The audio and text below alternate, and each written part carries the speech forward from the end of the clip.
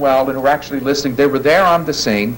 And actually, when you think about it, this is about as close as you can get. I mean, this is like interviewing people who lived in Palestine during the time in which Jesus lived. I mean, can you get any better than to go back and to look at the very words of the people who heard Muhammad? Well, this is what they said. They stated that the Quran is nothing more than a lie that Muhammad has forged, and others have helped him do it.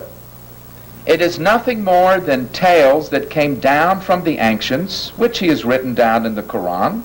These stories are told to him morning and evening. In Yusuf Ali's footnotes, in footnote number 3058, he says what they're saying is this: we have heard such things before. They are pretty tales which have come down from ancient times. They are good for amusement, but who takes them seriously? So that as you look at this observation, you realize there were those in the 7th century who were listening firsthand to the Quran, and they decided in their own mind that this was not something that had come down, this was not something that had been revealed. This was old hat. These were old stories. They were legends. They were myths. They've heard these things, and they didn't even take them seriously. They were like old wives' tales. And I mean, and they said, now, who in the world could possibly believe these things? They're good for amusement, but these are things that have been told from the ancients. There's nothing new here.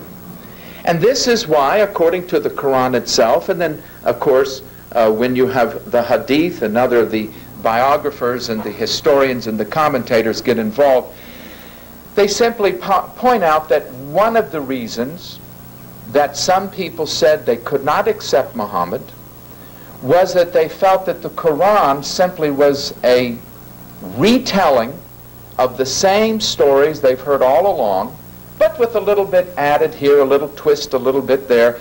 But basically, there was nothing new. The only thing that was new was the claim that Muhammad was a prophet. Now, what kind of response did Muhammad give to that kind of accusation? Of course, that's a very serious accusation. I think everyone here would say that. Now, the kind of accusation would only work when you're talking about a revelation coming down, something new, something that God had revealed. If you're talking about human authors, well, then using pre-existing sources is fine. That's why we have footnotes. So you pick up any of my books and I'll give you a zillion footnotes. Why? There was material existed before I wrote the book, and I'm dependent upon it. Well, the answer, of course, is given in the very next verse in terms of how Muslims are to answer. Here, the Quran says, say, that is in response to the unbelievers, the Quran was sent down by him who knows the mystery that is in the heavens. And you see, the emphasis there is upon the fact that the Quran says the response is not to agree and say, well, yeah, I admit it. Yeah, these are all stuff. People turning into monkeys and all. Oh, yeah, sure. These are all wives' tales. I admit it. Sure, you can find them in the Quran. There's a lot of that stuff in there. If you are to be a faithful Muslim, then your response, according to the text, is to say, no, the Quran did not come from the tales that were told from the ancients. Instead, we are to believe that it was sent down, obviously from heaven, by him who knows the mystery that is in the heavens. And this, of course, leads us to a great problem that has to be faced. And the problem, I think, results in what is a simple choice. And the choice is not all that difficult. And this is a choice that, of course, faces any piece of literature. And remember, the literary principles that I am using, that I'm applying to this passage, looking at something in its context, paying attention to the grammar, the text itself, are the same literary rules that you should apply to reading Time magazine. You should apply to any book written by anyone whatsoever, because literature is literature is literature. And to tell you the truth, grammar doesn't know any religion.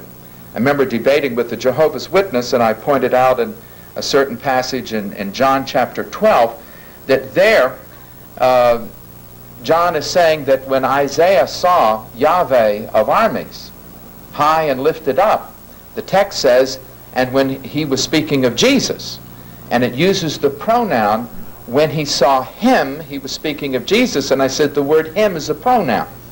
And the witness said, well, that's only your opinion that the word him is a pronoun. And I said, it doesn't matter if you're an atheist, you're a Jew, a Muslim, or whatever you are, pronouns are pronouns. Nouns, verbs. Grammar does not know any religion. Grammar is grammar is grammar. The same thing when it comes to literary principles. Thus, looking at Surah 25, analyzing it, and then, for example, here Yusuf Ali, and of course, as I visited various Islamic centers, and I have many different translations, this is what was recommended to me by many of imam and mullahs who said this we feel is the one you should use, and the footnotes will help you to understand. Well, Yusuf Ali in footnote number 3059, he gives his commentary. The answer is that the Quran teaches spiritual knowledge of what is ordinarily hidden from men's sight, and such knowledge can only come from God. So the contrast is clear. The unbelievers said, I'm sorry, Muhammad, what you're saying, you're claiming is being brought down and it's a revelation of God. We knew all this stuff before. It pre-existed you. It's stories, it's legends. We know where it came from. The Jews have some, the Arabs have some, the Christians, the Persians, Zoroastrians. We know all about this stuff. And the answer is to say no. The Quran came down from heaven, and as Yusuf Ali says, it is material that is hidden. So the choice is not difficult to grasp. If the main rituals that are found in the Quran, which form the basis, the very core of the rituals of Islam, if they really came from pre-existing, pre-Islamic sources, such as Jewish midrashim, Talmudic material, or they came from Christian legends, things of that nature, then we're going to have problems. Because the very fabric of the supernatural character of the revelation, I think, is something that can be threatened. Let me give you one example of this. Here we have, and again I will use Yusuf Ali's translation, the story of a village in which people broke the Sabbath. Now the fish, as we will read, the fish came swimming up and put their heads up as if to say, catch me, catch me, catch me if you can.